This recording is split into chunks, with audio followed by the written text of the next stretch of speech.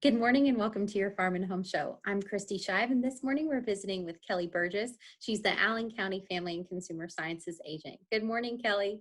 Hi, Kristi. How are you? I'm doing great, and I'm excited that you are here, Kelly, because me, like anyone, enjoys indulging around the holidays. But today you are going to tell us why it's important for some to really consider our food choices around the holidays. Yes, especially talking specifically about those who have diabetes or maybe have prediabetes or just have family members who that is their situation. We really want to be consistent.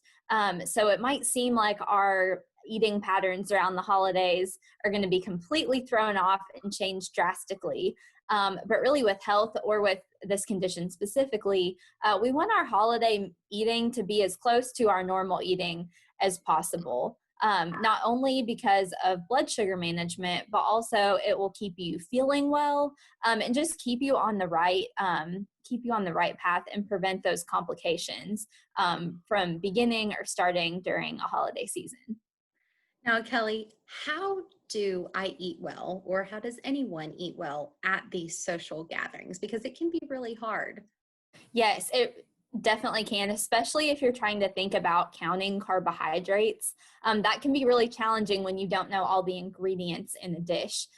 So something that I encourage is just an easy visual method. It's called the plate method. And so you might be familiar with My Plate or our recommended allocations to different foods. But for diabetes, it's a little bit different. We want to fill up half of our plate with non-starchy vegetables.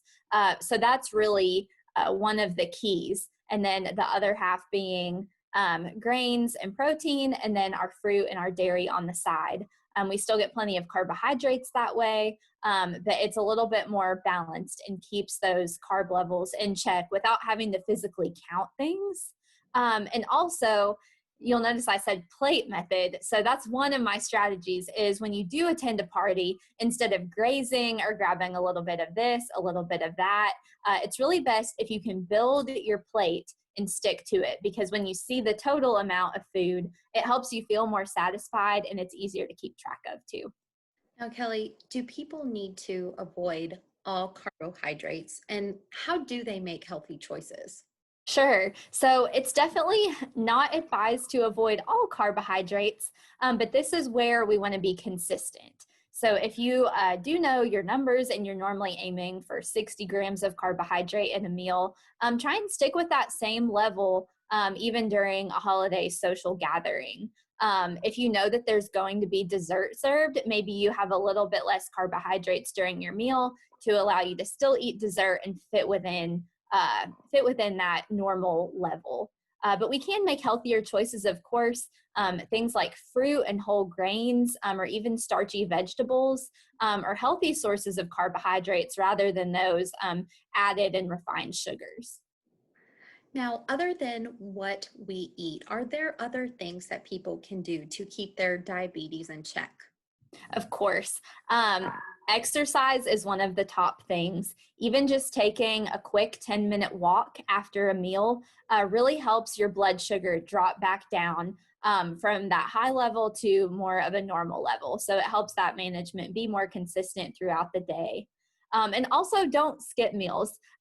It might be tempting to try and save up for a bigger meal later in the day, but really that'll result in overeating. So kind of keep yourself consistent throughout the day, and then you'll be able to still enjoy the meal without overloading all at once.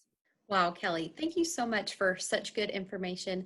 Now, if someone has more questions or want to know more on keeping their diabetes in check, do we have resources through Extension? We do. Your local cooperative extension office can provide you with more resources on managing diabetes during the holidays. There is also sometimes classes or programs available for more in-depth, or I would also encourage you to contact a registered dietitian if you would like more individual one-on-one help with diabetes management. Great, Kelly. Thank you so much for being here today. If you are watching and would like more information, be sure to contact your local extension office. We hope you have a great day.